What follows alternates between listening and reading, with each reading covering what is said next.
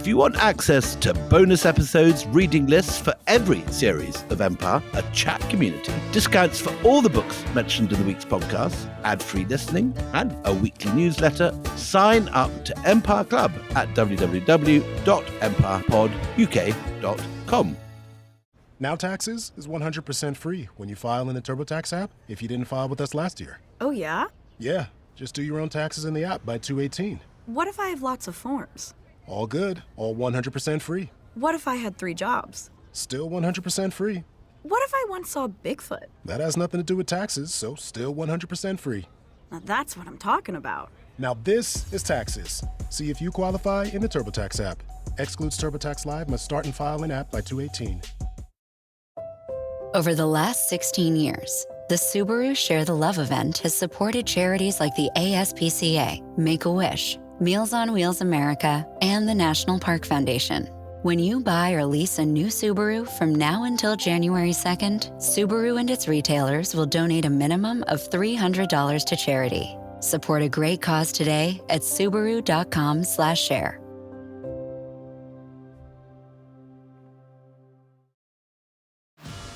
This episode is brought to you by Old El Paso. Does game day hosting feel like an extreme sport? Not anymore. With Old El Paso, feeding your hungry crowd is oh so easy. Old El Paso's crunchy stand and stuffed shells, bold seasonings, and squeezable sauces are fumble-free, flavor-packed, and perfect for cheering on your team. Football season is taco season with Old El Paso. Level up your next tailgate or watch party. Shop game day essentials at oldelpaso.com.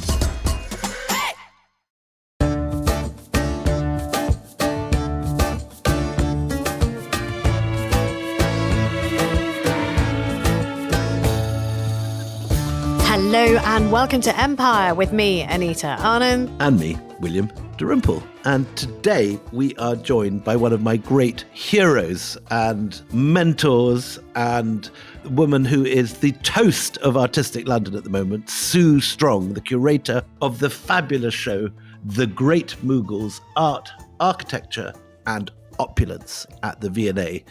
And we're very grateful to Sue, not only for coming on today, but for giving us the peg to hang this entire series on, which is something I've been longing to do ever since we started Empire. And Sue has given us the excuse for a fully, completely indulgent, in-depth Mughal extravaganza. So welcome, Sue. Thank you. I think that's the best introduction I've ever had. Thank you.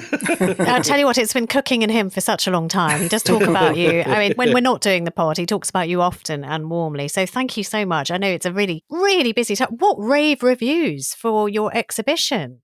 We were a little bit worried at the beginning because some of the sub-editors' headlines had comments like the debauched Mughals, which seemed to rest on the fact that they drank wine.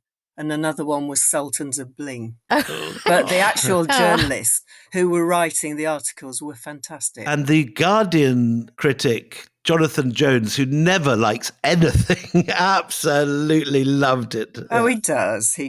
And the Telegraph as well. They were very thoughtful examinations of the exhibitions. We were thrilled with it. For those who often get annoyed with headlines, just to explain the inner workings of how a newspaper works, is the sub-editors are a completely different unit and they're the ones who come up with those headlines. So you'll often get a journalist... Which the journalist never gets to see until it's too late. Doesn't get to see until they get hate mail pouring into their inboxes. They don't realise. And, they often will go to social media going, but it wasn't me. But no one's listening.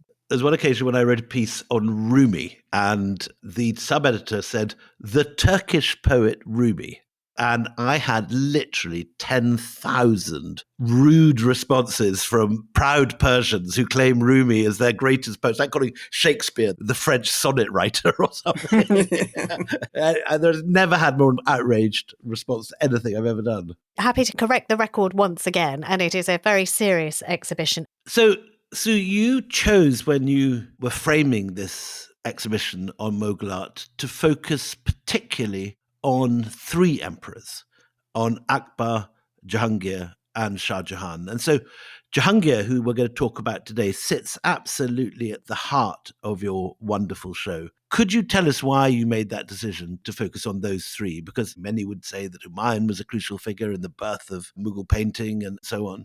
That's certainly true, but in visual terms, if you were to include Humayun, it would be quite difficult. If you're choosing objects, there wouldn't be very much that you could put in. So I think if you start with Akbar, the story is fantastic. I mean, the character of Akbar is so compelling, but also it's the time when you have the creation of a new art, which is a hybrid art born of the Iranians who, particularly in painting, the Iranian masters who were brought over by Humayun and supervised the house of books, the paintings, the production of paintings, and then all these artists who are coming in from the newly conquered regions.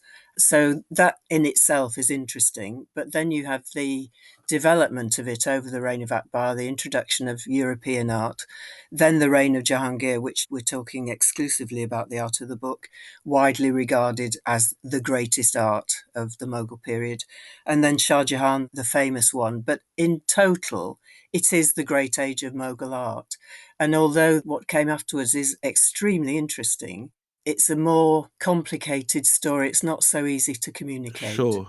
I think you certainly reaped the benefits of this spectacular masterpieces. I mean, everyone that goes into that show just emerges utterly dazzled by what you've put together. So much stuff that also we've never seen before, a great deal of new material. There is a lot of new material, particularly in the metalwork and tiles, I think. And there are a lot of things which are old friends, which are paintings that are published very often, but very rarely seen, because, of course, if you bring them out all the time, they'll fade under too much light. So there are paintings like Mansour's Zebra or the beautiful squirrels in a plane tree from the British Library. The squirrels painting, I've actually in my life only ever seen, I think, 3 times, but it is one of the most famous paintings. So it was a balance of bringing in things which are very familiar to people who know and love Mughal art and bringing enough new material that it'll also be intriguing and interesting. The lion's share of this podcast is going to be about the art, but we should talk about other remits as well, because you mentioned Shah Jahan. What most people know of the Mughals is the Taj Mahal. They know about that great edifice. Let's start with architecture, though, with Jahangir, and then we'll move on to art, which, as you say, he had some of the most extraordinary courtly painters the world has ever known. But as far as architecture is concerned, was Jahangir a great builder of things, and what was his sensibility? I think he was more of a builder than we realise, because what happened after his death was that Shah Jahan seems to have, I think, deliberately tried to erase a lot of the monuments that were built by Jahangir. But the thing I find interesting about him is that one of his most obvious characteristics is that he clearly had a profound love of the natural world. And that comes out in everything. And of course, it comes out in his memoir, the Jahangir-Nameh, the Book of Jahangir, which is an almost day-to-day account of his life. And it brings in official events that were happening in his life and in the life of the court, but also very personal comments, observations, and so on. And what comes out in that is that he spent a lot of time seeking out beautiful places. So groves of trees, Lakesides. yeah, lakesides, that's very characteristic, anywhere with water. And very often he would order pavilions to be built so that they could stay there perhaps for the weekend. And that happened outside Ajmer, where there was a very famous local beauty spot with a ravine and a pool. And he had pavilions built there, which still exist in ruined state. When you talk about pavilions, though, paint us a picture, because for people who don't know, they will have no consciousness of what these things are and how permanent they are. They're very simple chambers with pillars and rooms, and then you will have a crosspiece, which might, in the case of the pavilions outside Ajmer, which was called Cheshme-i-Nur, Fountain of Light, his calligrapher had designed some Persian verses which were then chiselled onto a crosspiece above the pavilion. So what you have is a very steep fall from a river that flowed along a flat plain surrounded by trees. It must have been very beautiful. The river is dried up now, but then it fell across a precipice with a fountain. And next to this were these chambers that were just built and were painted inside with pictures, including even Christian scenes. The Dal Lake is another, isn't it? From the Nagin Lake, is it? Those extraordinary Jahangiri pavilions and that succession of waterfalls and gorgeous water features that he puts by the lake. And then, of course, in Kashmir as well, which was one of his favourite excursions in spring and summer, specifically to look at nature, to look at the spring flowers. And he tells everybody to put the flowers onto their helmets at one point, doesn't he?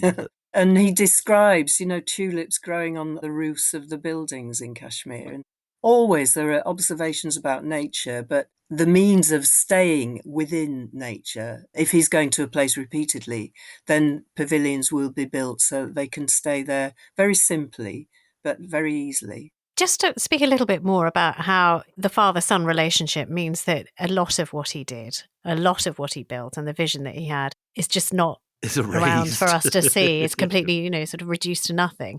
So we're talking about Khurram here, who will become Shah Jahan. Who was given the title Shah Jahan before he became emperor, actually. Right. So what's the deal going on here? Why did that happen? Well, Shah Jahan rebelled against his father. So for the last years of Jahangir's reign, they never saw each other. Shah Jahan was in the Deccan fighting wars and then rebelled. And so when he became emperor, he seems to have had a very clear idea of what imperial image he wanted to project. And so it meant that he saw the legitimate line directly from Timur to Akbar and then skipping Jahangir and going to him. He saw himself as being much more important. And that's reflected in paintings. We've got in the exhibition one of the famous paintings from the Chester Beatty Library, which shows the three emperors enthroned.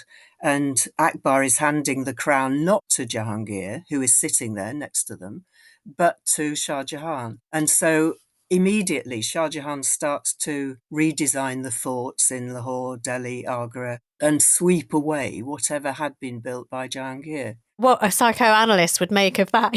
Sort of like, you're literally deleting your dad. All the Mughals seem to have had this father. I mean, other than Babur and Humayun, who got on really quite well. All the Mughals seem to have fought with their children. But not their grandchildren, actually. I mean, Akbar and Khurram were very close, weren't they? That's right. He nearly gave the kingdom over to him at one point. Sort of gives so much more fire to a teenage strop, doesn't it? When you're actually going to just wipe out the entire legacy of your father. Again, we're going to talk about art, as I say, a lot in this. But just before, let's talk about some of the other things that people don't know about. So he was very innovative when it came to coins as well. And he told us about the Zodiac coins. And the whole symbolism of light attached both to the pavilions and the architecture and to the coins. That whole world is fascinating. The title that he adopted was Nur-ad-Din, Light of Faith, and Nur, light, becomes very important throughout the reign.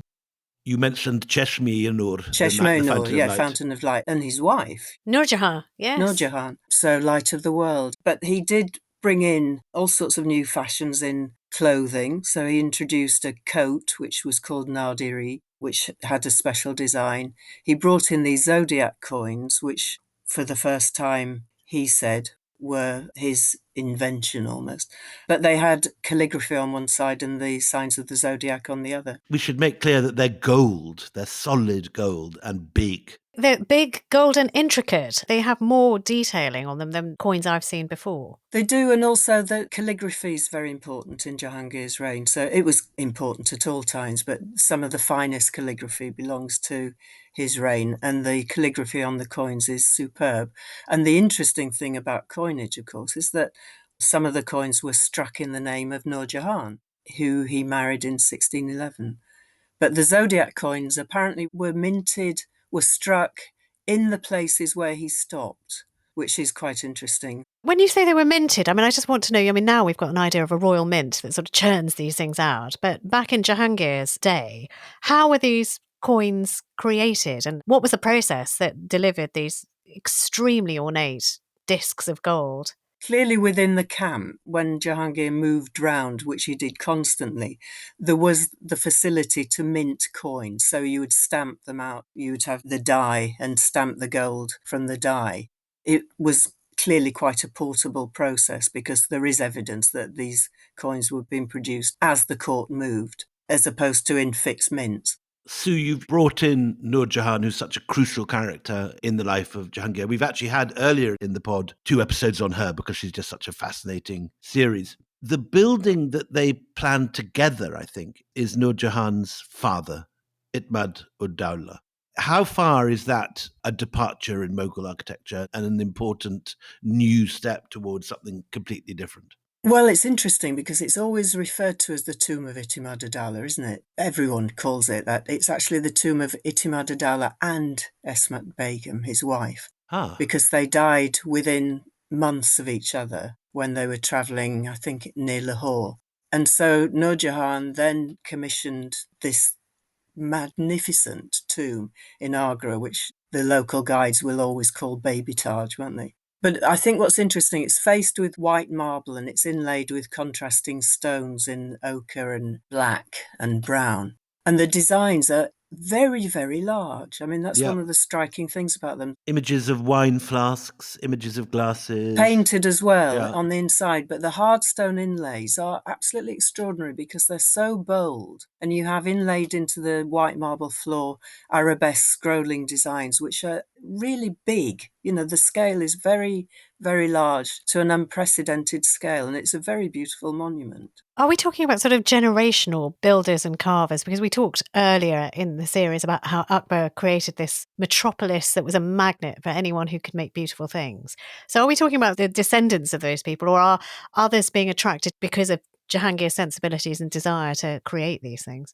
It's probably an impossible question to give a definitive answer. I mean, there must have been local people who were just the product of generations of knowledge, which depended on local materials. So if you're in Rajasthan and you're working the white marble from the Makrana mines, Still to this day, when you go along that road to Ajmer, these enormous lorries come trundling past with huge chunks of marble on the back. so you would have specialist stonemasons who were attracted to, but we know very little. I mean, we know nothing about them.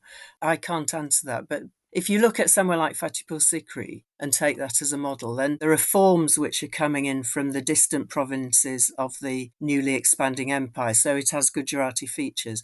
You get the same thing happening in painting, where the names of the artists will reflect their place of origin. So you'd have so-and-so Gujarati, so-and-so Kashmiri. So presumably that was also happening in places like Agra. It's very interesting that when they began restoring Humayun's tomb, when the Aga Khan Trust began this very extensive and wonderful rehabilitation of what had become a very shabby monument, they went to the same communities in Dholpur and Makran, and they found there stoneworkers who still had the traditional skills to make jalis and carve inlay and so on. Exactly the same families, they claim, as that time. So it's perfectly believable that with just a couple of generations since the beginning of Mughal architecture, that these guys would be employed generation after generation. But what's interesting, I think, also is the ability of crafts to be revived, even if they've been completely forgotten, because you mentioned the Aga Khan Trust. In the exhibition, we've got some film footage which was supplied by them, where they decided to copy the mother of pearl inlaid wooden canopy over the shrine of Nizamuddin in Delhi. This was a lost technique. They recreated it by copying the original canopy so that the copy could be installed in the new museum. And we've got footage of them doing it. And it's incredibly complicated and intricate and slightly alarming when you see them cutting mother of pearl slivers on this spinning very sharp wheel with, you know, fingers next to the wheel and plasters on the end of the fingers. No health and safety. None whatsoever, but incredibly skilled and technically very proficient. And the end result is marvellous. But so how far is it true that the building of the Itimad-ud-Daulah creates a new vocabulary that we'll see developed into the Taj in due course? Yeah, whatever Shah Jahan wants to think, his dad did it first. Right. Well, I'm not sure, because it doesn't have carved marble dados, for instance, like the Taj Mahal, and the inlays in the Taj Mahal are very different. And that's an interesting question. More calligraphic. Well, no, I meant more the semi-precious stone inlays, which are these jewel-like reds and greens, which are very beautiful, but very different from Itimad-ud-Daulah and Esmat Begum's tomb, which is, as I say, you know, the scale of the inlays is enormous compared with the scale of inlays that we think of in the Taj Mahal and in the fort in Agra and then in the new city in Shah Jahanabad in Delhi. So I'm not sure how. I suppose that the prolific use of white marble, I suppose, is the departure in the tomb of Itimad-ud-Daulah and Esmat Begum. If you want to see the work of Jahangir today, other than Ajmer, where would you advise people to go? To the Lahore Fort or the picture wall? Sikandra, I suppose, wouldn't you? The tomb of Akbar. Yeah, Akbar's tomb, because Jahangir commissioned that just after his accession and then was taken up for quite a while with the rebellion of Khusro. And when he came back to Sikandra to look at what the builders had done in the meantime, he was rather horrified and made them redesign it and start again. So I think that's very much his major monument. And of course, Shah Jahan couldn't possibly touch that because it was his grandfather's tomb. Describe what it looks like and why it's such an important place. One of the things that it's got various stories, but it's various flaws to it. But at the top, and I don't know if it's still open, there's an open terrace with marble inlaid floors and Persian inscriptions all around this open rectangular space. And then in the middle is the most beautiful white carved marble cenotaph, which has flowers and inscriptions all over it. And the flowers are obviously derived from European botanical illustration, which is coming over at the time. Emma Koch has done a wonderful essay on this, hasn't she, on how these German prints. And the print, one specific print, was copied exactly by Mansour. And we know that because he signed the copy and it's coloured. You're itching to get to Mansour and the painter. I can just see it. And that's what we're going to do after the break. Just before we do go to the break, though, Sue, I mean, you mentioned that he designed a coat, and I never had Jahangir down as some kind of fashion designer. What was this coat of Jahangir? Because we just can't let that pass. Before the break, put us out of our misery. What was the Jahangir coat? So he claims that he designed this coat, which was called Nadiri, meaning rarity. And it was, he said, of length from the waist down to below the thighs, and it has no sleeves. So it's a sleeveless robe. And we have one in the exhibition which is embroidered. It's ivory satin, embroidered with flowers and hunting scenes in very pale pastel shades. And it's got rabbits and hares and lions romping across the landscape. All the things that he loved, the natural way. Well, I mean, Willie's characterised him as the David Attenborough of the day. Look, join us after the break where we get into the real meat of this, which is the actual artwork, the paintings, the miniatures. And you've heard the name Mansour mentioned already. He is not the only master painter that we're going to talk about. So join us after the break. This episode is brought to you by Old El Paso. Does game day hosting feel like an extreme sport? Not anymore. With Old El Paso, feeding your hungry crowd is oh so easy. Old El Paso's crunchy stand-and stuffed shells, bold seasonings, and squeezable sauces are fumble-free, flavor-packed, and perfect for cheering on your team. Football season is taco season with Old El Paso. Level up your next tailgate or watch party. Shop game day essentials at oldelpaso.com. ¿Hablas español? Sprichst du Deutsch? Kan du norsk? If you've heard that sound from Babbel before, I bet you do. Babbel is the science-backed language learning app that actually works. With quick 10-minute lessons handcrafted by over 200 language experts, Babbel gets you on your way to speaking a new language in just a few weeks. With over 16 million subscriptions sold and a 20-day money-back guarantee, just start speaking another language with Babbel. Right now, up to 55% off your Babbel subscription at babbel.com/Spotify podcast. Spelled BABBEL.com/Spotify podcast. Rules and restrictions may apply.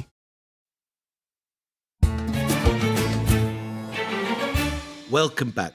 Jahangir awarded his two most brilliant artists, the beautiful natural history painter Mansour and his rival Abul Hassan, with the titles Nadir al-Zaman, the wonder of the age, and Nadir al-Zaman, the wonder of the times. Abul Hassan seems to have been a particular favourite with Jahangir, and uniquely, we get in Jahangir's autobiography a description of his interactions with his painters. I've always considered it my duty to give Abul Hassan much patronage, wrote the emperor in his own autobiography. And from youth until now, I have patronized him so that his work has reached the level it is. Sue Stronge, tell us more about Jahangir's love of paintings, and particularly his relationship with his master painters. Throughout the Jahangirnameh, his memoirs, we get references to, I called the painters and told them to do this, this and this. Intriguingly and very irritatingly, they're not often mentioned by name, and this is consistent whether we're talking about artists or craftsmen. But we do know that Mansour and Abul Hassan, he regarded as his greatest artists. So you can piece together their work from this day-by-day account of Jahangir, and also works that exist that are signed by them. We know almost nothing about them. Oh no! Tragic. At this period, there isn't a single Mughal artist that we know the birth or death date of. The information is absolutely minimal. And that's significant, isn't it? Although Jahangir was unique in adoring these people and patronizing them with the fervor he did, they were not regarded like Raphael was at the court of Julius II. They were not given the same status, really, were they? I'm not sure. I think they probably were. When Jahangir travelled with a lighter entourage, they were definitely at the heart of it. And you have pages of albums where the artists are depicted sitting in these stylized golden landscapes, but they're just kneeling with very simple materials, a board, the pigments in shells, the brushes and so on. There's a very gorgeous picture, isn't there, like that, of one of his first artists. And he takes him off to Allahabad, even before he's become emperor, Govardhan. In Allahabad specifically, that's Yeah. where Abul Hassan starts off as an artist, aged about 12. 12? He was the son of an Iranian artist called Aga Reza, who did a lot of paintings in Allahabad for Jahangir and called him Salim Padishah. So we know that this was the period of rebellion when Salim was calling himself Emperor Padishah. Aga Reza was there, and we have a tiny drawing which is by Abul Hassan and inscribed to say when he did it. And it says that he did it when he was 12. And it's a copy of a Dura print of St. John. That's actually in our exhibition and in the book. So this boy starts off as a house-born artist and then grows up to become, in the reign of Jahangir, one of his leading artists, given this title. And obviously very, very highly regarded. William, you said it was a rivalry between Abul Hassan and Mansour. And he does say, he does seem to have a favourite, because he says about Abul Hassan, without exaggeration, his work is perfect and his depiction is a masterpiece of the age. Talk more about this rivalry. How would it have appeared to people? And did he have a favourite? Was Abul Hassan his favourite? I don't think there's any evidence he had a favourite. I think that they were just part of a group of a community of artists, calligraphers, craftsmen. The impression you get, there's no direct evidence. The impression is that they were just moving around with him, producing paintings of anything of interest that came into the palace or into the encampment. It's quite documentary, isn't it? It is very much. And we mustn't forget that these aren't paintings that are supposed to be hung on walls and seen separately. These were intended to be part of bound volumes. So they were either illustrations to Jahangir's memoirs or they were collections to be incorporated into albums of paintings and calligraphy. But we've lost most of the bound volumes. The greatest work that was done for Jahangir is the Gulshan album, the Rose Garden album, which is mostly preserved in Tehran in the Gulistan Palace Museum and largely unpublished, but absolutely beautiful calligraphy surrounded by little vignettes of court life. So you might see, for instance, little scenes of the women's quarters with a queen sitting playing with a little child while a female musician plays to them and the female cupbearer brings wine and so on. So absolutely beautiful, but very little known and very inaccessible. We have this image of the young Salim, not yet emperor, in Allahabad, rebelling against his dad. And part of that rebellion is taking some of Dad's miniature painters down to Allahabad and getting them to paint there. Talk about what went on in Allahabad in the period before Jahangir becomes emperor. I think Akbar and Jahangir obviously competed with each other to have works of art produced for them. And whenever new consignments, say, of European art came in, they were both pouncing on the new works very eagerly and obviously discussing them with the artists. Then Salim goes to Allahabad, and it's usually represented as a complete separation, so that he went, I think, in 1600 and didn't come back till 1604.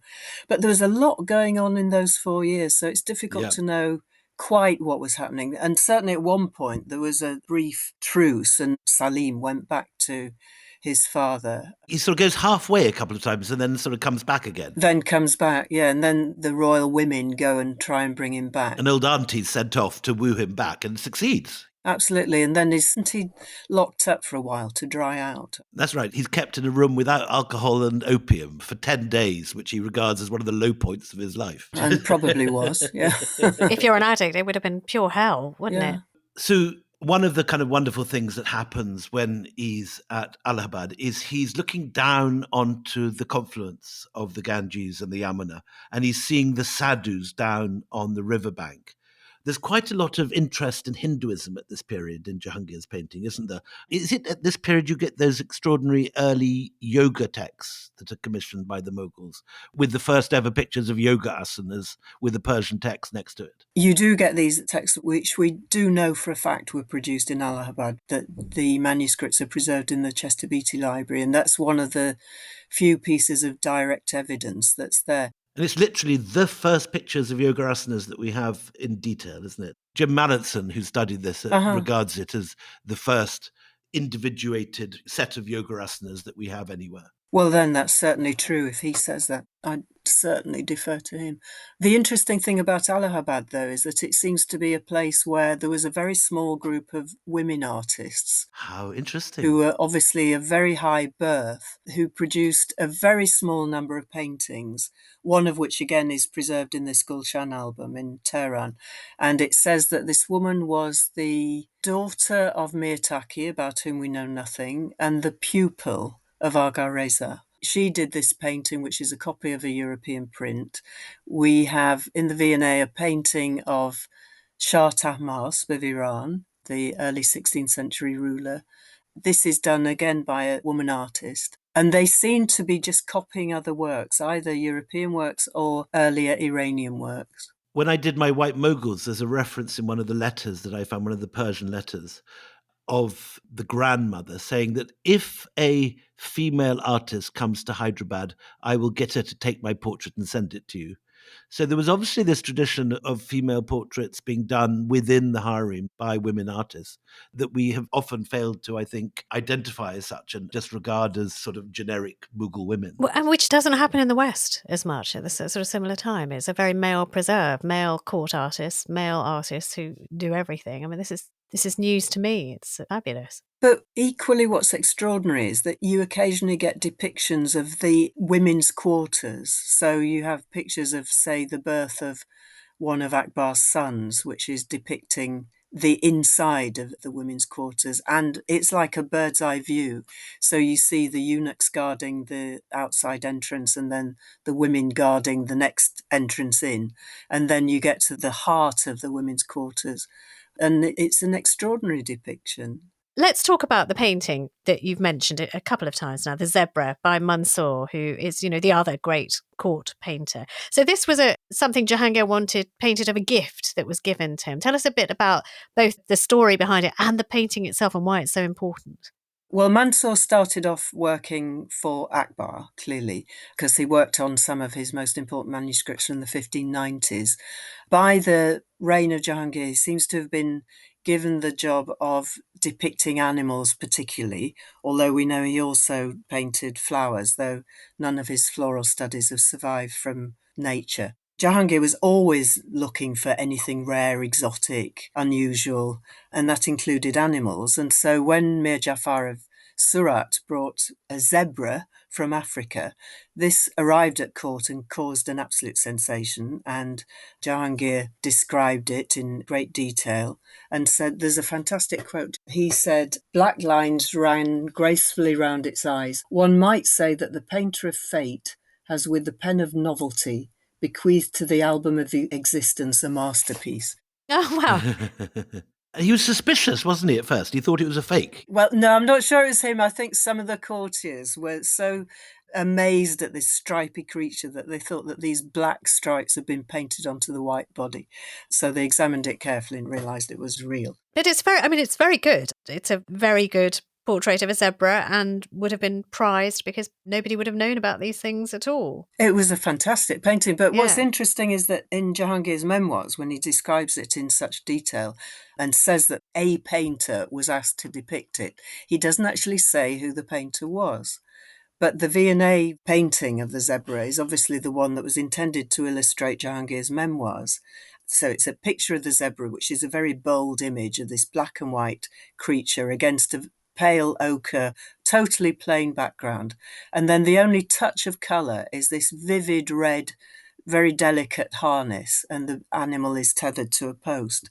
Typically, Mansour depicts every detail of animals and birds with great finesse and delicacy. So obviously got a tiny brush and brings in every detail. And Jahangir had this taste, as you say, for exotica. There's three of the other most famous Mansour paintings are the dodo, the turkey, and the gecko. Tell us about those three. The dodo is attributed to Mansour very convincingly, and that's preserved in an album in St. Petersburg. The others, the chameleon is in the Royal Collection and has the same characteristics, but it's got a very slight surface relief to it as well. So I think Really? Mansour's facility with paint is absolutely It's extraordinary. like a braille gecko, is it? It's almost. The V&A one is interesting because it's got Jahangir's own inscription written on the side of it in very characteristic spidery writing. And that's the evidence that it's Mansour that did it. Because in the memoirs, he doesn't actually name Mansour, but on the painting, he writes that it was done by him.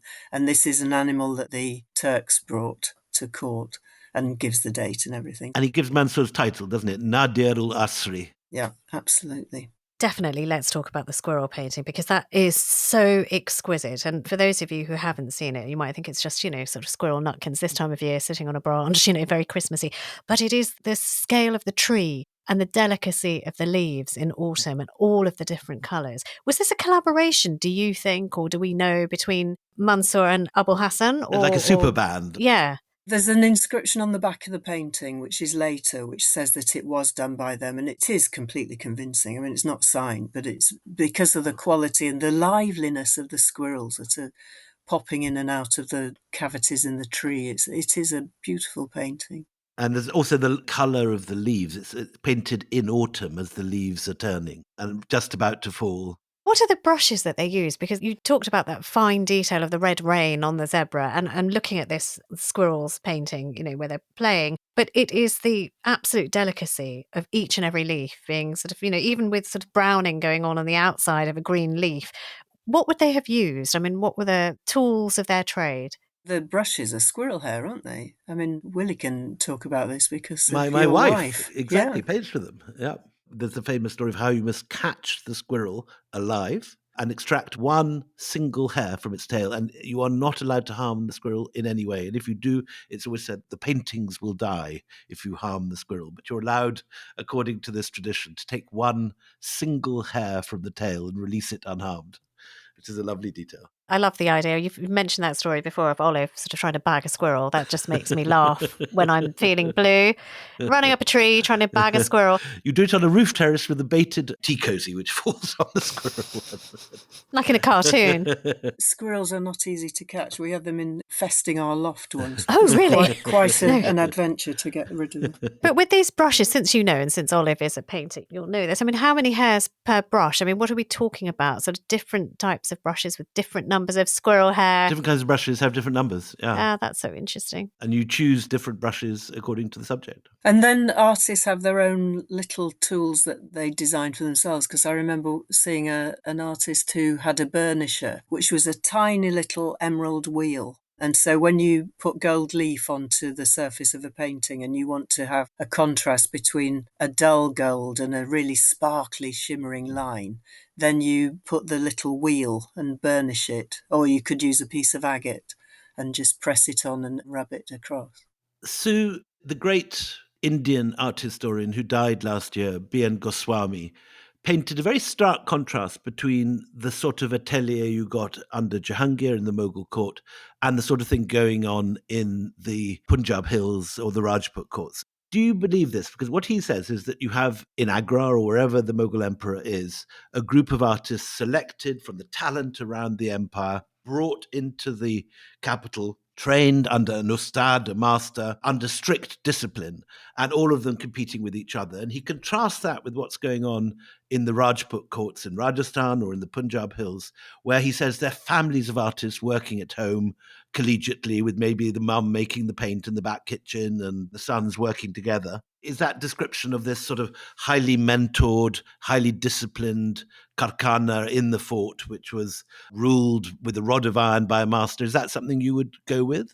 I'm not sure because I don't know that we've got the evidence. For Jahangir's period, when you've got these perpetual travels, I don't think that that model would work. So it's probably closer to Goswami's Punjab Hills model. And certainly the artists that were travelling with Jahangir, some of them were related to each other. I mean, there were brothers and there were fathers and sons. So it strikes me that in that setting, it was a lot less rigid and formal. You also get at this time, don't you, artists moving from court to court. Farrukh Beg being an example of a great artist who's at different times working, I think, in Iran, in Delhi, and then finally in Bijapur in the Deccan, in the middle of India. Ah, the Farrukh Beg in the Deccan story. That's a very... You don't buy that one? No? Before you contest it, tell us what it is. I mean, what is the story that you're challenging? Farrukh Beg worked for Jahangir. I mean, that's a fact. And he arrived, I think, in 1598 to work for Akbar. So he came from Iran. He was mentioned as one of the great artists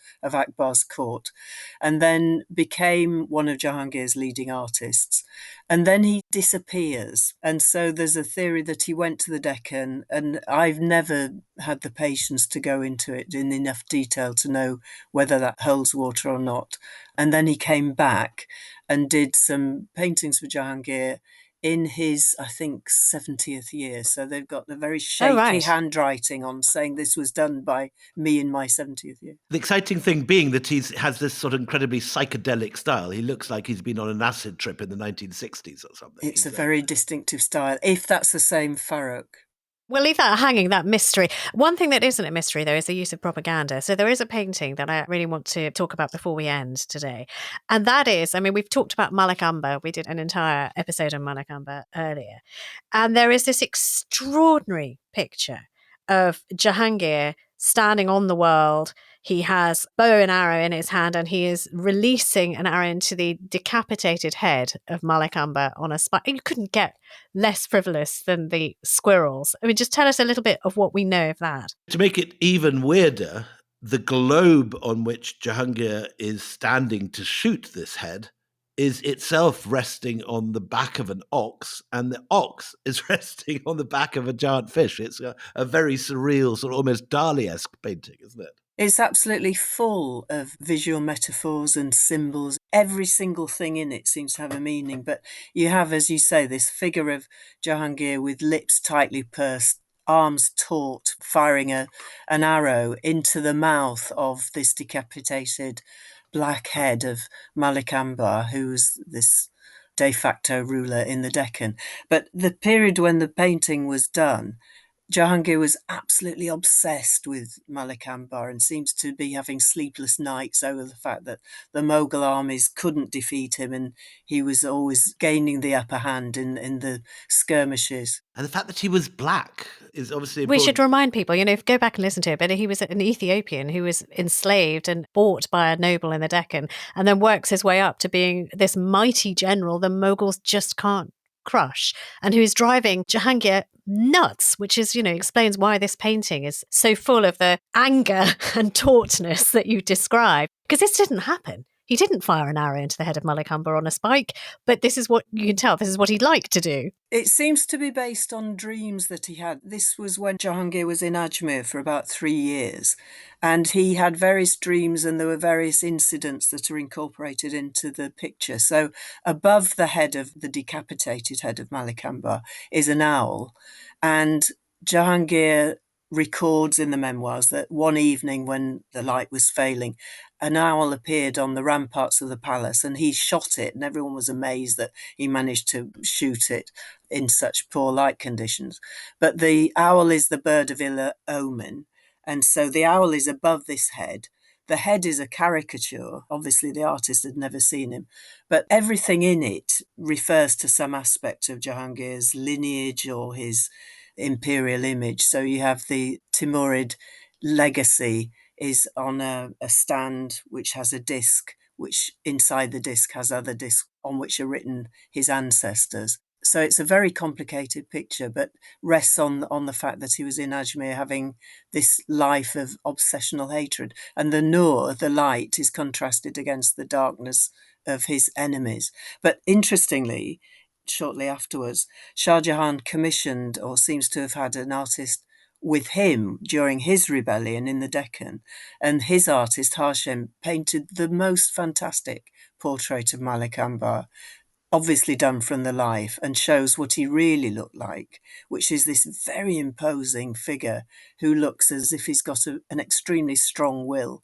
And it's a beautiful painting, just contrasting a beautiful white muslin robe with his dark skin and just vivid scarlet slippers, and that's the only colour in the painting. Holding the cane and looking stately. It's not something his father would ever have done. We're coming to the end of our time together, and we ought to really sort of end Jahangir's life. I mean, just talk us through the end of days for Jahangir. The end of days was the end of the arts, really, as well, because in the 1620s he became more and more ill, travelling just as much, but travelling more in the north where it was cooler, because every time he came to Delhi and Agra, he seemed to get sicker and sicker.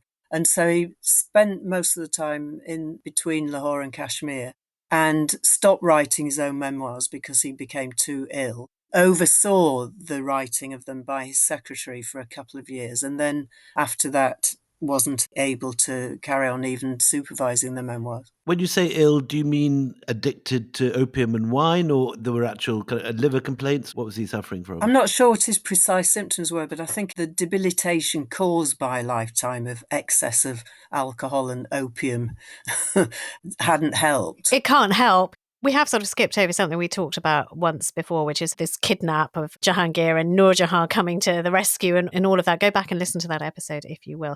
But he's only 60 years of age when he dies. And I'm always slightly aghast at how young people were and how much they accomplished. I mean, he's just 60 when he dies, but look at all that he has left behind. What do you think his true legacy is? The art of the book, I think, is regarded as the greatest art of the time. But then there's so much else. You know, you've got the introduction of new crafts that were being produced. Enamelling appears properly in Jahangir's reign. Jade, a material imported from China, becomes very important. The perfection of attar, the perfume, is something that happens during his reign. Yeah, which was supposed to be invented, I think, by his mother-in-law, wasn't it? That's right. Rose Attar. But also the calligraphy. You know, the calligraphy on monuments is extremely important. And the hybrid nature of the art of the court, because some of the most significant figures in charge of the workshops, including Saidar Gilani, who was an Iranian, was in charge of the goldsmith's workshop, but was extraordinary as a figure because he was a poet. He could make jade artifacts. He engraved inscriptions on precious stones and so on. So there was a great range of new art being produced, new styles, new materials, new techniques. So it's been an absolute delight, and thank you for sort of making it all so visual for us. Sue Strong of the V&A. Go and see the show. Buy the book. Buy the book. Wear the T-shirt. All of those things are true. But, you know, we will pick up from this story from Sue with the troublesome son of Jahangir, the man who will erase so much of what we've talked about. Khurram Shah Jahan, the builder of the Taj Mahal. Till the next time we meet, it's goodbye from me, Anita Anand. And goodbye from me, William Dalrymple.